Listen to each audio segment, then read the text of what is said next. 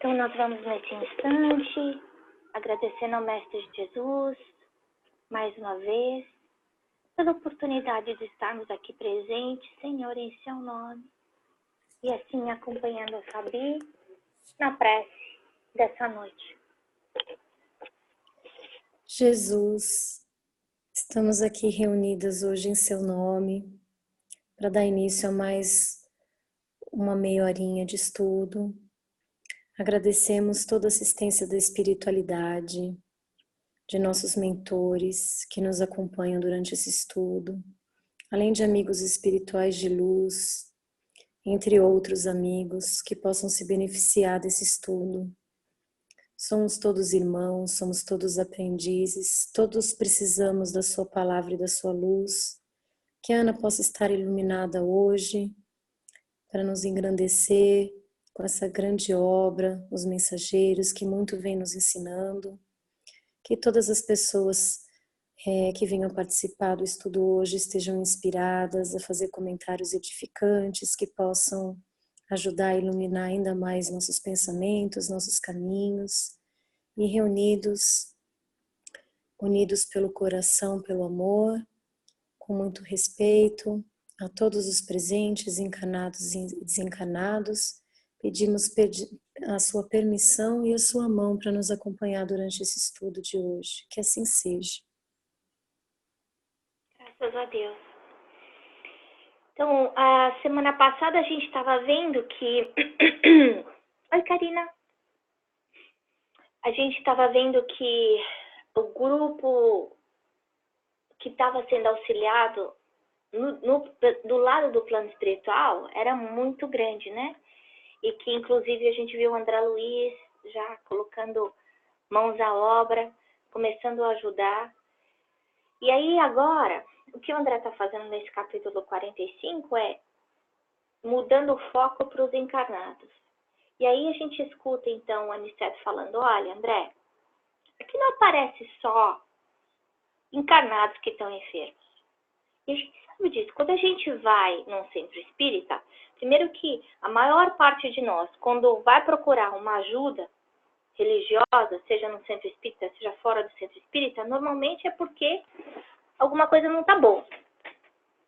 Infelizmente, a maior parte de nós vai procurar ajuda só na hora que a gente está com a dor, né? Então, a gente, infelizmente, ainda vê muito comumente aquela história que quando nada mais funciona, então a gente reza, né? A gente esquece que o rezar devia ser parte do nosso dia a dia, da nossa prática, do nosso hábito, né, diário. E aí ele fala assim, olha, todo mundo aqui é doente.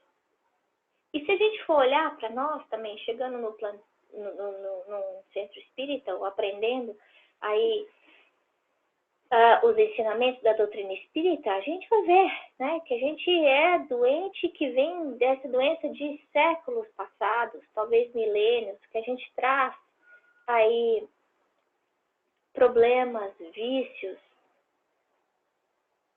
várias encarnações, a gente não sabe o que a gente fez, né? Muito dos sofrimentos que a gente passa, das nossas dores, decepções com amigos, com família, com amores, doenças, as dificuldades maiores que a gente tem na vida são resgates. E esses resgates que a gente passa aqui na Terra é por quê? Porque de alguma forma a gente feriu a lei do amor. E a partir do momento em que eu leso a lei do amor, eu vou colher os frutos disso, né? E aí, quando a gente olha, isso a gente já comentou que, tanto no livro dos Espíritos quanto no Evangelho, fala que as duas fontes maiores de dor e sofrimento, o câncer da humanidade vem da onde? Do orgulho e do egoísmo. E é interessante ele mostrar aqui nesse capítulo especificamente que a base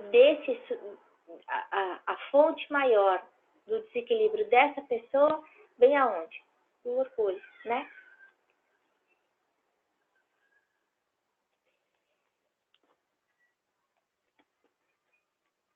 E aí a gente ele fala assim, ó, presta atenção nessa conversa que está acontecendo. A conversa está acontecendo no plano dos encarnados, entre esse trabalhador, que chama Bentes, e essa outra pessoa, que é um assistido, que a gente vê como o nome de Dr. Fidelis. E é interessante, né, a sutileza do André Luiz, porque a gente vai ver esse Dr. Fidelis se sentindo muito mais sabido do que outras pessoas, né? E a gente vê que ele até usa aí, na apresentação dele, não fala Bentes e o Fidelis, ele fala Dr. Fidelis. Então, mostrando que era uma pessoa que academicamente tinha algum tipo de conquista, a gente não sabe doutor em quê, doutor por quê, né? Ainda mais naquela época que tanto fazia se era advogado, se era médico, se era dentista, era tudo doutor. Mas o ponto desse capítulo é mostrar que apesar dessa pessoa, esse doutor Fidelis, ter um alcance intelectual, acadêmico alto, não era o suficiente, né? E aí a gente também aprende com Emmanuel que é necessário duas asas, que a gente precisa saber viver. A asa, para a gente conseguir voar, primeiro tem o lado do conhecimento da inteligência, né? Então, a importância do estudo contínuo, da gente não ficar acomodado. Aprender tudo. Pode ser aprender piano, pode ser aprender matemática, seja lá qual seja o aprendizado que for. E do outro lado, a outra asa, que é a asa moral. Normalmente, nós aí nessa escala evolutiva, a gente vê que a gente vai crescendo, né, um pouquinho no lado acadêmico, um pouquinho aqui crescendo no lado moral, mas normalmente o lado moral e o lado intelectual não tem nada a ver, né? A gente vê pessoas aqui na Terra encarnadas que vêm aí com diplomas, trazem aí um conhecimento muito grande, no entanto, do lado moral ainda são deficientes, ainda são crianças que estão aí rastejando, né? Então, ele chama atenção, olha, ele conversando com esse doutor Bentes, a gente viu que ele fica questionando o espiritismo, ele quase que ironicamente fala, né, não acredito nisso, eu já estudei muito. E a outra coisa que me veio na cabeça foi o tanto de pessoas que eu já escutei também, falando para mim, olha, porque eu já li Allan Kardec, eu já li livro de André Luiz, eu conheço doutrina espírita. Agora, existe uma diferença entre a gente ler superficialmente e a gente de verdade está querendo absorver aquele conhecimento. Muitas vezes, para a gente conseguir absorver o conhecimento, a gente precisa estar aí aberto, disposto a aprender. Isso precisa de humildade, né? Outra coisa que é importante a gente lembrar por mais que o Espiritismo aí traga os ensinamentos de Jesus de uma forma mais decodificada, nós, infelizmente, ainda trazemos uma limitação muito grande em termos de conhecimento, né? Então, como é que o ser imperfeito vai entender a perfeição? Como é que alguém com uma inteligência limitada vai conseguir entender equações de matemática dificílimas, complexas, né? Então, a gente tentando, assim, de uma forma muito simplista, tentar entender que é muito complicado para nós conseguir compreender de uma forma holística o que é Deus, né? A perfeição de Deus, os desígnios de Deus, né? O que ele os ensinamentos que Jesus trouxe para a gente, né? Outra coisa que a gente já escutou muito comumente que fala nesse capítulo porque eu conheci fulano, ciclano, beltrano, que eram médiums, que eram espíritas imperfeitos, porque todos nós somos imperfeitos. Se nós não fôssemos imperfeitos, a gente não teria encarnado aqui na Terra, né? A gente sabe que todos nós estamos aí numa graduação evolutiva semelhante, né? Então, aí a gente vê pessoas se decepcionando com o espiritismo por causa dos espíritas, quando uma coisa não tem nada a ver com a outra, né? Por exemplo, a gente comparar as barbaridades que aconteceram aí, por exemplo, durante a Idade Média, né? A ignorância dos homens misturando a maldade com os ensinamentos do Cristo. Quer dizer, não tem nada a ver uma coisa com a outra. Então, o fato de nós sermos ainda pessoas imperfeitas, médios imperfeitos, não tira o valor do espiritismo. Existem algumas correntes hoje que a gente vê que falam que Allan Kardec está obsoleto, que André Luiz está obsoleto, e a gente tem que ficar muito atento a isso, né? E aí acaba oferecendo outros tipos de literatura que estão fora aí da codificação de Allan Kardec, né? Das obras básicas, que são fundamentais, que todo espírita precisa conhecer. Então, primeiro, começar aí com o Livro dos Espíritos, o Livro dos Médiuns, o Evangelho segundo o Espiritismo, o Céu e o Inferno e Obras Póstumas. É importante a gente estudar.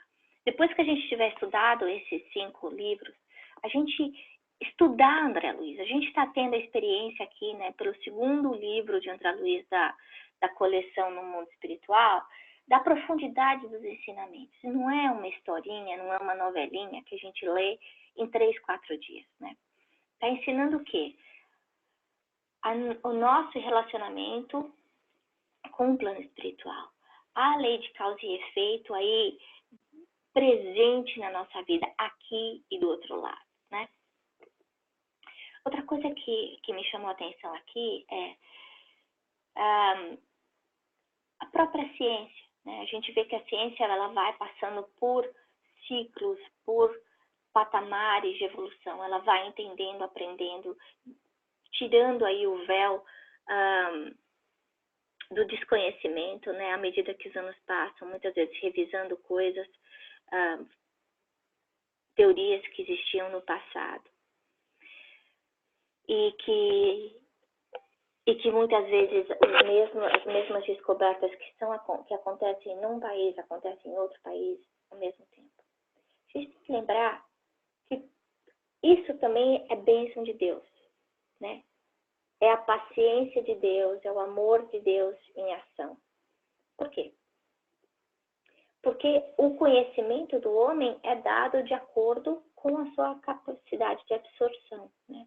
Para que a gente não abuse do conhecimento, das benesses aí que vem com o engrandecimento do conhecimento, né?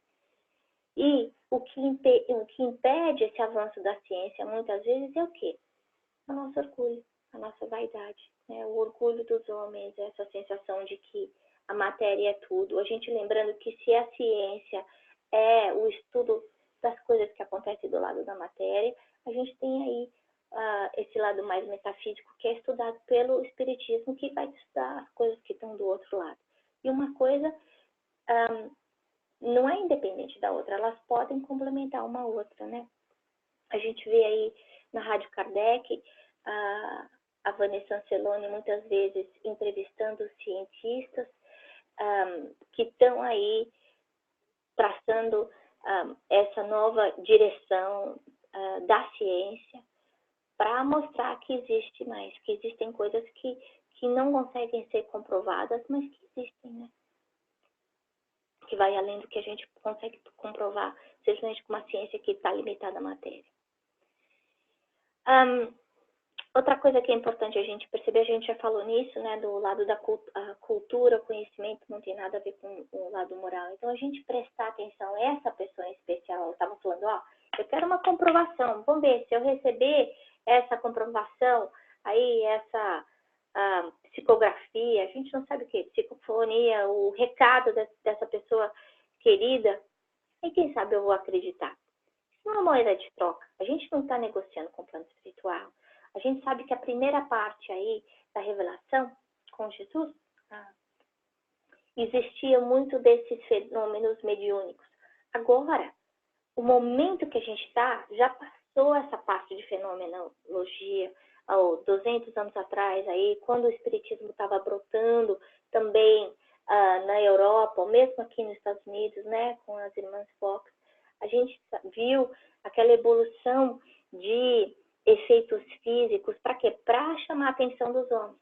Mas o Espiritismo não é um efeito físico. O Espiritismo vem para quê?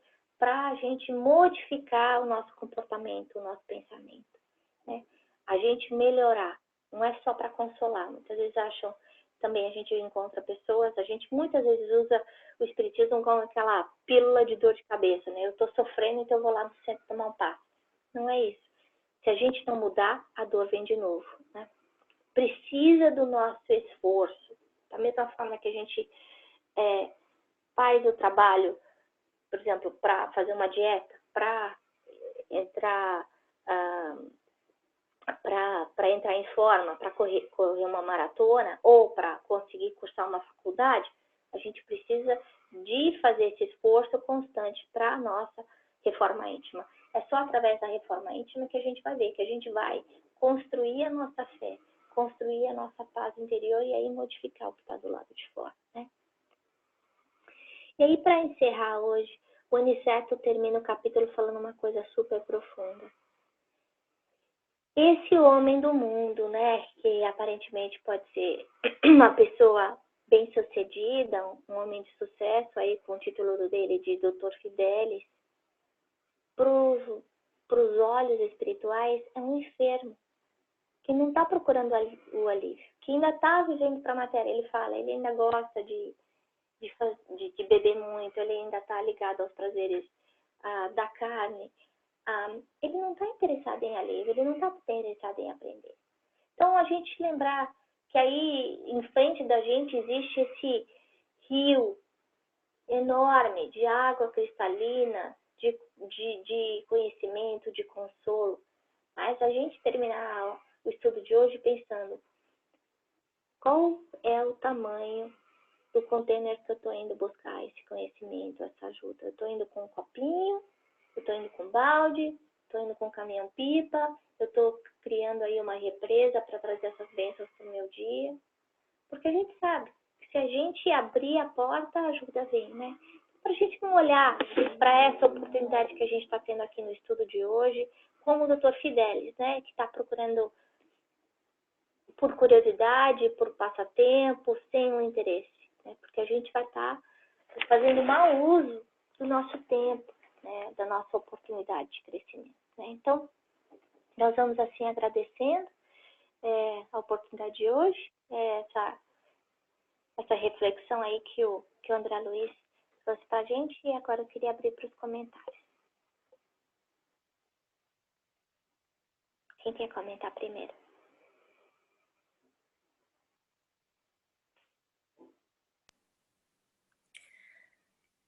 Ana, eu fiquei pensando na forma que o Dr. Fidelis ficou procurando por um sinal, alguma coisa que pudesse dar fé, como se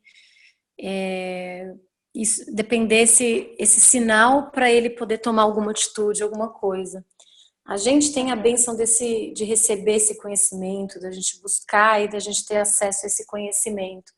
E mesmo que sejamos ignorantes e a gente ainda não entenda tão profundamente todos esses ensinamentos de Jesus, a gente está disposto a estudar e aprender.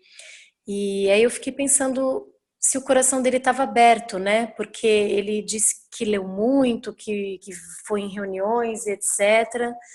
E ele deve ter escutado coisas bonitas e edificantes e aquilo não deve ter entrado no coração dele.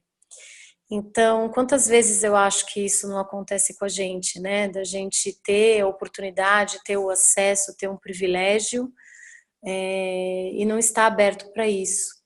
E a outra coisa que eu pensei é que, independente do acesso e da nossa compreensão, cabe a gente fazer as nossas tentativas, com o pouco de entendimento que a gente tem, de colocar na prática, né? De amar uns aos outros e tentar se colocar no lugar do próximo para fazer a ele aquilo que você gostaria que fosse feito para você e vice-versa. Então, acho que a gente fazer as nossas pequenas tentativas, ainda que entre tropeços, é uma das coisas mais importantes que a gente tem para fazer aqui como encarnados, né? Uhum, uhum. Absolutamente. A gente tem muitas vezes tem a oportunidade, através, às vezes, de amigos, às vezes, através da família, às vezes, através de um livro, e a gente está aí, né, com esse rio caudaloso que eu comentei antes, conhecimento na nossa frente, e a gente não está valorizando essa oportunidade. Agora, é importante a gente lembrar que toda oportunidade que é ofertada para a gente, seja a oportunidade de poder ir para a escola, seja a oportunidade de fazer exercício eu não estou fazendo, a oportunidade de tomar um remédio eu não estou tomando, a oportunidade de valorizar minha família eu não estou valorizando, isso tudo é bênção que a gente vai ter que responder. A gente tem que responder quando chegar do outro lado, por tudo aquilo que foi dado para a gente. E aí vão perguntar o que você fez com esse talento? O que você fez com essa oportunidade? O que você fez com todos aqueles livros que estavam na sua frente, livros espíritos? Você leu e você botou alguma coisa em prática? Né? O que você fez com a família? Você viveu com os seus familiares os ensinamentos que você aprendeu, que você leu, você colocou em prática, né? E a gente vê, né, a gente viu no capítulo passado, que a gente vai chegar do outro lado exatamente como a gente é hoje. Né? Então, o melhor jeito da gente saber como vai ser o nosso futuro no plano espiritual é olhando como está o nosso presente. Como é que está o meu pensamento, como é que está o meu comportamento. Né? E outra coisa que é importante a gente lembrar, né, a gente está aqui nesse estudo, hoje estamos só nós quatro, a Manu aqui comigo, lembrar que a bênção que é a gente estar aqui junto, que apesar de estarmos aqui quatro encarnados, né, a gente vai ver no próximo capítulo a imensidão de desencarnados que aparece, né, no trabalho da casa da Dona Isabel, em busca de auxílio, em busca de esclarecimento. Né. Então, quando a gente está fazendo esse estudo aqui, a importância da nossa preparação, né, lembrando que nós nunca estamos sozinhos. Se aparentemente nosso grupo é um grupo pequeno, né, de hoje, da metade do que normalmente nós somos, que existe sem a gente saber, né, se a gente conseguir ver muitas pessoas, muitos espíritos aí acompanhando esse estudo, né. Então, para a gente lembrar de se preparar, de estudar, de ler o capítulo, né, tentar absorver as lições de André Luiz, o que será que ele está querendo falar, o que ele estava sentindo, saindo da letra, né? Indo para o conteúdo mesmo. Karina, você quer comentar alguma coisa? Oi, Ana, vocês conseguem me escutar? Sim, consigo sim, Bom. direitinho. Não, eu achei, não sei, às vezes a minha interpretação não está muito certa, mas eu acho que às vezes cada um de nós a gente tem um pouquinho do Dr. Fidelis, né? Eu vejo assim, depende dos momentos, né? Às vezes no momento de dificuldade a gente vem uma dúvida maior, algum questionamento maior sobre tudo, né? Sobre a vida. E várias vezes me vêm essas perguntas à mente, até mesmo você falou agora dos livros, né? A gente tem os livros e às vezes a gente vai chegar do outro lado e falar, meu Deus, porque eu não li aquele livro que estava na minha estante. E esse capítulo acho que chamou atenção novamente para isso, pro trabalho mesmo, né? Para disciplina, para não só a educação científica, mas a educação moral, que é isso que a gente está fazendo aqui, né? E estudar Kardec, estudar André Luiz. A gente vê esse senhor Bentes aí de uma forma muito tranquila, explicando pacientemente, né, para o Dr. Fidelis, com humildade, falando para ele, olha, tem certas coisas que você vai ter que olhar, enxergar com os olhos do coração e não da mente, né? Mas, de novo, ninguém consegue convencer o outro, e a gente precisa tá aberto, sentir, né? e sentir. Sentir. Pode Quantas falar. pessoas falam, ai, puxa vida, eu queria tanto acreditar como você acredita. Não é? Então, se a pessoa fala isso, ela não está querendo de verdade, porque o milagre, as bênçãos estão espelhadas em toda parte para a gente. É só a gente observar, né?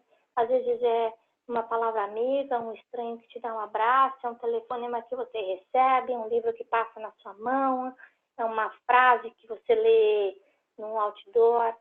A mensagem sempre aparece. Agora, a gente está prestando atenção ou a gente está focado só no nosso umbigo, né?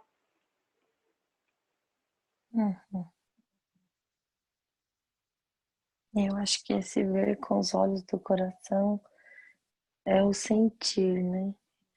Igual eu compartilhei com vocês sobre a partida da minha mãe. E muitas vezes eu realmente sinto. Então, não tem nada, eu não consigo provar, eu não tô vendo nada, mas eu sinto. Eu acho que talvez seja esse, que seja ver com os olhos do coração. Imagina. É isso de... E dependendo para quem você falar, se você falar isso, né, eu sinto a minha mãe perto de mim, vão falar assim, ixi, Karina, você tá ficando doida, né? Não, a gente tem até, muitas vezes, tomar cuidado com quem a gente fala esse tipo de coisa, porque nem todo mundo vai entender, né? Da mesma forma que eu a cálculo 3 para o meu filho de 8 anos, também ele não vai entender. Então, cada um de nós está dentro de um processo, né? E a gente tem que respeitar o nosso processo e o processo de cada um. Mas não é porque o outro não acredita que a verdade não existe. Então, da mesma forma que o outro tem o direito de não acreditar, de ainda estar no momento dele, dentro da busca dele, a gente tem a nossa responsabilidade, né? A gente também precisa ser respeitado em relação às coisas que a gente acredita, né?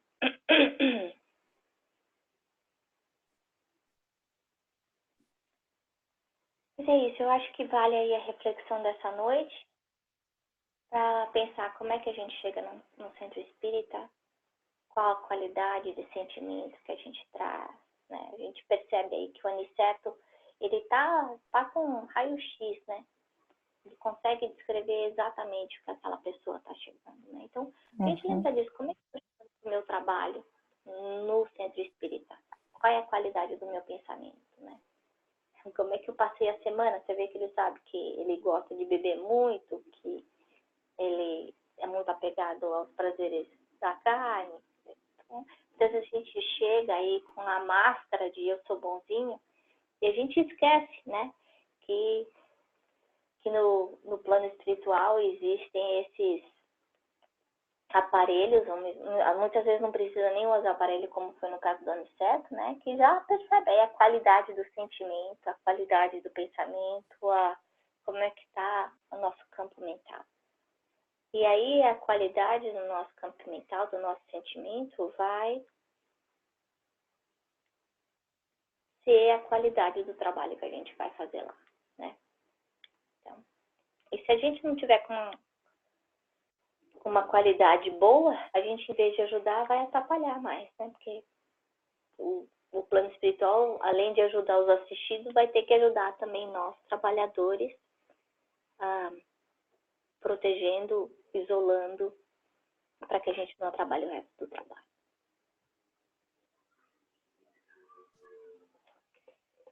E é isso que eu tinha para falar para vocês nessa noite. Então, nós vamos assim nesse instante, fechando os nossos olhos.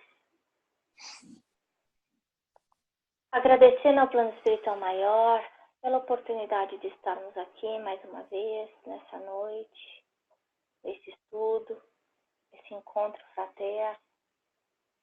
Pedindo que cada um dos nossos lares, nesse instante, possa receber aquela chuva de pétalas prateadas, que possa envolver a todos aqueles que convivem conosco. Que esse amor, Senhor, que cai agora das esferas superiores sobre as nossas cabeças, possa impregnar paredes, teto, piso, objetos, envolver todos os desencarnados que estão aí ouvindo, estudando junto conosco, talvez usando aí a forma do plano espiritual de uma reunião virtual. Que essas bênçãos, Senhor, possam ser alcançadas a cada coração, envolvendo também as nossas amigas que não puderam participar nessa noite de hoje. Vamos agradecendo mais uma vez a André Luiz, a toda a equipe que trabalhou junto com ele nesse livro, que já nos trouxe tanto. Obrigada, Senhor, pela oportunidade de estudo e de aprendizado, que nós possamos, Senhor, usar, aplicar no nosso dia a dia, na nossa vida. Essas lições tão importantes que o André Luiz traz para nós. E assim nós te agradecemos, Senhor, e te pedimos que esteja conosco durante toda essa semana.